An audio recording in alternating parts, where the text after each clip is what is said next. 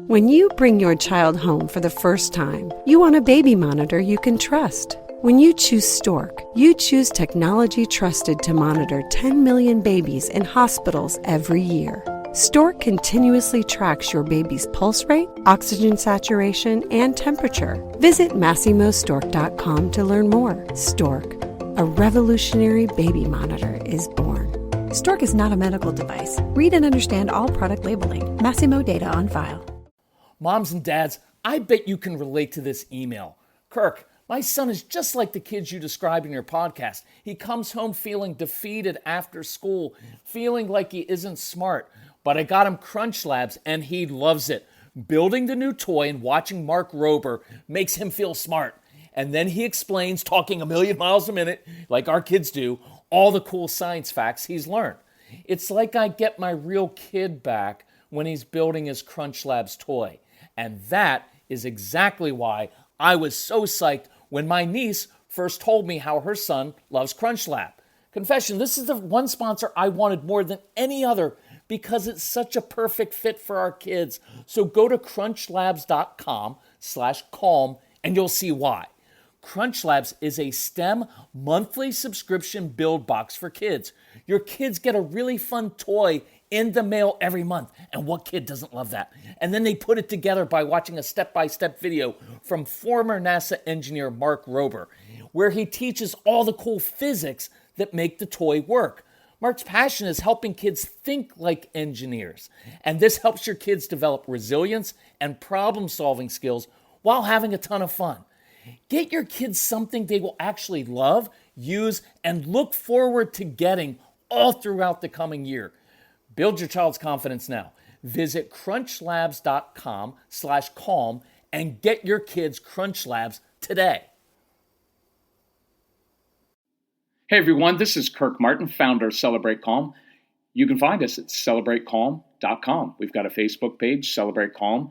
And if you ever need anything, reach out to my son because he is just like your kids, only he was way worse. So he kind of gets it. You know what I'm talking about. So his name is Casey, Casey at celebratecalm.com. He was a very challenging child, but now he is, like most of your kids, for other people, he was amazing. And since you are not his parents, if you were to email or call him, he will help you out with any of our products or different programs, setting up live events. He'll help you out, and he's awesome because, again, you're not his parents. So here's what I wanted to talk about today is getting your kids to do things. And it's difficult for many of you and for many of your kids because you have strong-willed kids. These are kids who are very bright, but they don't put their brains into doing things that you want them to do. They're not always academically motivated. Many of these kids don't sleep well, partially because they have very busy brains that don't shut off.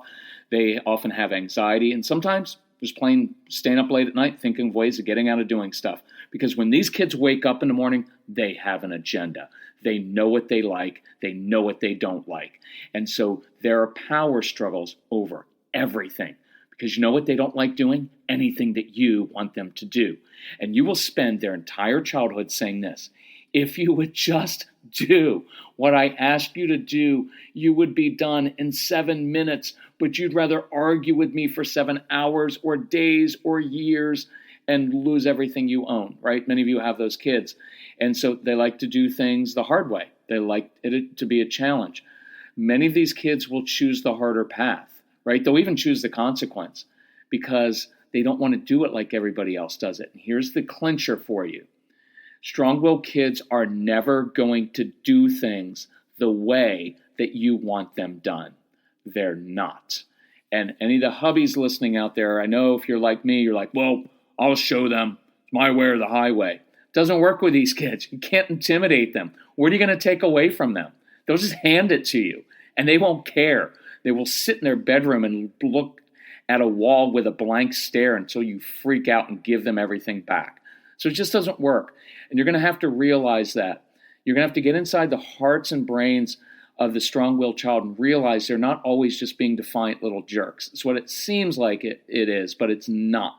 And I want you to understand them. So here's one critical concept among many, but I just want to cover one today, and it's called ownership. So this is how we kind of define it and look at it. And here's why it's important. When you and I were kids, we had a lot of ownership of our lives, meaning we got to make decisions all the time. When you and I were kids, we got home from school 2:30, 3 o'clock in the afternoon. We were gone for hours at a time. There were no adults around telling us what to do. We made up our own rules. We made up our games in the neighborhood. In the summertime, we didn't even see our parents until dinner time. True? And so we were out making dozens of decisions a day without an adult telling us what to do and how to do it. We had a lot of ownership of our lives. Your kids growing up today, from the time you get them up at 6:22 in the morning till the time you put them to bed, an adult is telling them what to do and how to do it, when to do it. Your kids can't even play games anymore without a concerned adult making sure the teams are fair and everybody gets a chance and nobody loses. And that's awful for kids because they never learn how to work things out amongst themselves. They never get the freedom to make their own choices without an adult standing over them. And these strong-willed kids are kids who want ownership. They're independent kids. And it's actually a good thing that they want that. So here's how I define ownership. It's not control. I'm not giving any child control of my home or classroom, but I will give them ownership of their choices within my boundaries. So I create a big box for my kids, and I say, here's the deal. I'm creating this big box for you to live in conceptually. Because look, all of your the parents, friends are just going to tell you, well, if you've got a strong-willed child, you better clamp down on that child. And you've done that, and I guarantee it will create a lot of defiance with this child. Instead, I create a big box, and I say, my box has very clear rules, very clear boundaries, and I have very clear expectations of what I want. But I am going to give you space within this box to do things and do them differently than I would do them as long as we accomplish the same goal. Does that make sense? I'm not saying if you want to do your homework. Oh no, homework is getting done. I just don't care how you do it. I'm going to give you ownership. If you want to lay upside down off the sofa and do your homework, good. You want to sit in a closet and do it? Awesome. You want to listen to loud music while you're doing your homework? Great. It'll help you concentrate better. You want to stand at the kitchen counter, eat a snack while you're listening to music and moving a little bit? Awesome. Why don't you do homework sitting out, swinging on a swing? Why don't I review vocabulary words while we're jumping on a trampoline? I don't care how you do it as long as you get it done. Right? Does that make sense? I'm not letting them dictate whether or not they do things, but I give them some space. We could do a whole hour on space. You have to give kids space. I guarantee you, you stand over your kids all the time, demanding that they do things. And I know you say, well, I'm the authority figure. They need to listen to me. You don't like it when people stand over you and demand that you do things. Nobody does. It's against human nature. You like for someone, your boss, whoever it is, to say, here's what I need. Could you help me out with that? Here's what I need. Go get it done. I don't care how you get it done. Just do it and do it well, as long as we accomplish the same objective. I hope that makes sense. I'm going to do a couple quick examples for you. Getting kids to do chores. I make it, especially when the kids are young, I make it more fun. I let kids do their chores backwards, blindfolded.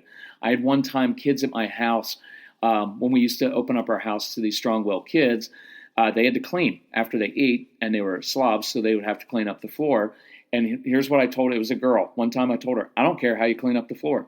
Doesn't matter to me. As long as when I come back in here, the crumbs are off the floor. I just don't care.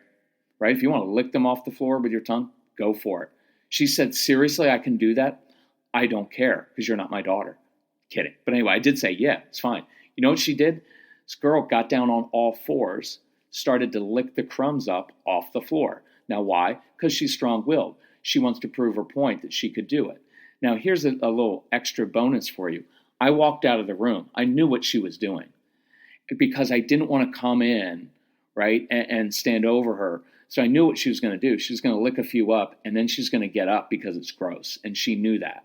But I wanted her to be able to save face rather than me standing over. See, I told you couldn't lick them off the floor. But I gave her some ownership. And what you're going to find sometimes is when you back off a little bit, we call it this. When we step back as parents, it gives kids space to step up and be responsible.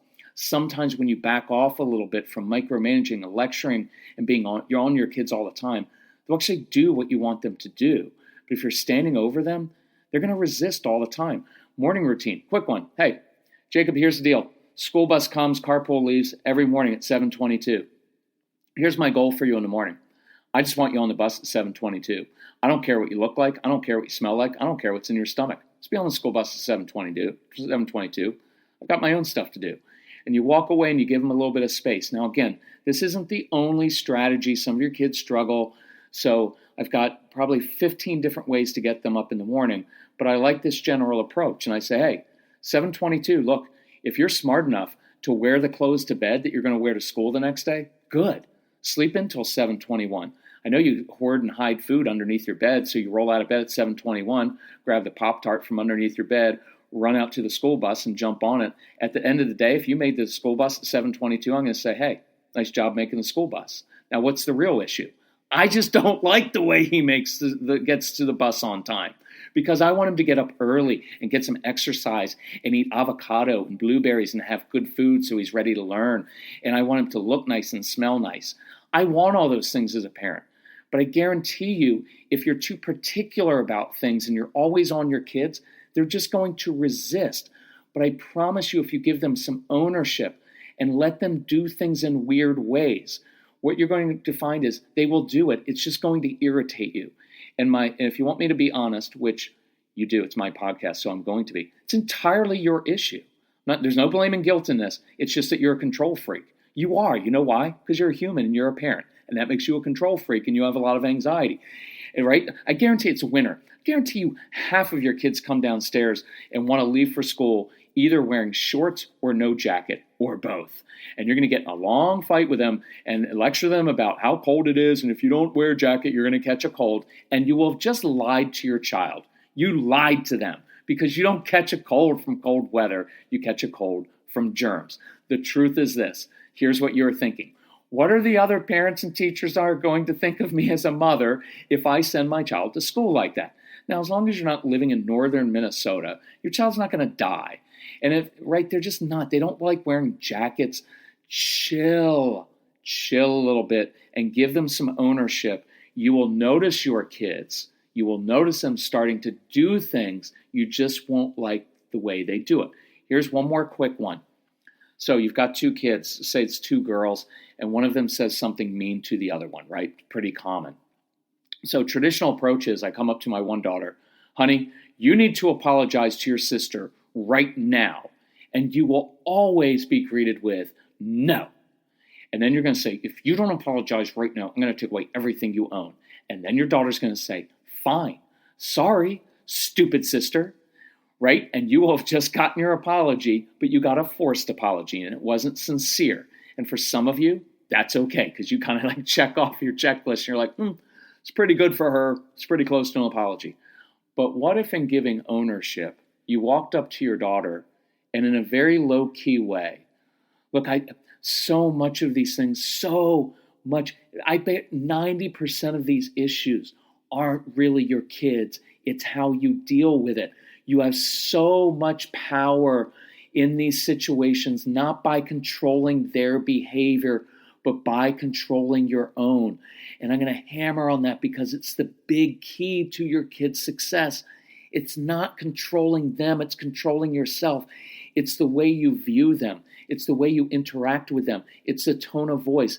It is why I will always, always, always want people to get our CDs and get them as instant downloads. I want you to listen to this again and again and again because throughout this, I model scripts for your kids. I model tone of voice. And it's critical because as soon as you start introducing this tone of voice, it never works. Never, ever, ever, ever, ever. It will not work. It will cause them to shut down and just say, you. It doesn't work.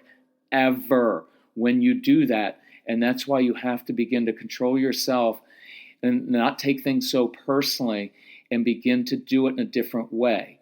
And I'll just do this very quickly. If you want help with this, email Casey. Casey at celebratecalm.com. Our phone number is 888-506-1871. Or go to the website. We have a special to begin the new year where we're doing a special on all of the CDs. You get them as audio downloads so you can listen on multiple phones and devices. You can share them with your parents, with your friends. I don't care. I want people listening because it will change relationships. It changes kids' behavior. It's a cool thing. And they're on sale to begin the year. So go for it. So watch. Here's the phrase I want to use with this daughter. And I come up to her in a low-key way. Hey, honey, I know that when you're ready, you know the right thing to do. And then I walk away and start to drink. Kidding, I don't drink. But look, you're going to feel like it because now it's out of your control. But here's what I like about it. Honey, I know you know the right thing to do. It's an honest statement. It's affirming because your daughter knows the right thing to do, which is to apologize. Why? Because you've modeled it for her 100 times in your home because when you mess up, you apologize. She knows the right thing to do. You don't have to get on her all the time. This phrase I love, when you're ready. For the strong-willed child, this is a magical phrase. Now, never use it like this. Hey, son, when you're ready, get your shoes on. We need to go. Never then. Your child's not going to get ready. But in an emotional power struggle situation, the phrase, when you are ready, it's like it releases them to do what's right because you're not standing over dictating and telling them what to do in the moment. So when I said, when you are ready, and I walked away, it gave my daughter space to do what she knows is right. Now, I'll tell you this, your kids are not easy. She will probably not apologize anytime soon. She's going to have to process this, and she wants to own it. And you know what else is a good thing? She wants to do it in her own time when she's ready, and I know that bothers you, but that's what I want. I want her to do it when she's processed it and when it's sincere. Instead of me forcing an apology, I want true contrition. So you're going to be laying in bed at night thinking, what did we do with this daughter? She's going to be a sociopath. Why won't she just apologize? But the next morning she's going to get up. But you know what? She's not going to apologize the way you want. She's going to do something kind or thoughtful for her sister as an act of contrition. And your appropriate response is, hey, honey, I saw what you did with your sister. Shows me you're growing up. Well done. That kind of low-key praise. Really, really important. Because instead, here's what we do. You know what, honey? I don't know why you just can't apologize to your sister. I don't know why it's so difficult for you. How many years of hearing a parent say that can a kid take? I don't know why you have to be so difficult. After a while, you know what they think? Sorry for this language alert. Screw it. And screw you. Why would it? Nothing's ever good enough for you. You're never happy with me. Nobody's ever happy with me. I never do things your way. And so why would I even bother trying anymore? And we wonder why they shut down. So I encourage you. I'm just going to end with that. I want you to control yourself. I want you to give kids ownership. If you're intent on making kids do things your way, I will make 100% guarantee you will have constant power struggles. And if you call me and talk to me, I will say that is your own issue. That is your own control issues, your own anxiety. You have the power to change that. So I want you to work on controlling yourself. I want you to give your kids tools. I want you to give your kids ownership, because at the end of this, here's what I want. I want you to have a close, trusting relationship with a child that you enjoy. And I always, when I'm selling my stuff, right now, I don't like to sell my stuff, but when I'm talking about the CDs, I'm like, oh, we have all these strategies. I have strategies. Get your kids to listen the first time and to motivate them to do their schoolwork without a stress and to get up in the morning without a big fight. I can do all those things. That's easy. But you know what it really is about? I want you to enjoy your kids. I want you to have a close, trusting relationship with the most difficult child that you have. One of the most important relationships in my entire life is with Casey. And it's because I almost ruined it during the first 9 years of his life, because I took the my way or highway, he's just the problem kind of approach, and it didn't work. And today, I love my son. You know what's even more so? I like him. Like, even if he wasn't my son, I would want to be friends with my son. He's an interesting kid. He's got a little bit of an edge to him. He's got a little bit of a mouth. But you know what he talks about? He talks about really interesting things. He's a fascinating kid. And he also makes really inappropriate comments, but they're really funny. And I like it. So anyway, enjoy your kids. Practice the ownership thing. If you have any struggles or questions about that, email us, casey@celebratecalm.com, or call us. Thanks for being a good parent. You're a good mom. You're a good dad. Talk to you soon. Bye-bye.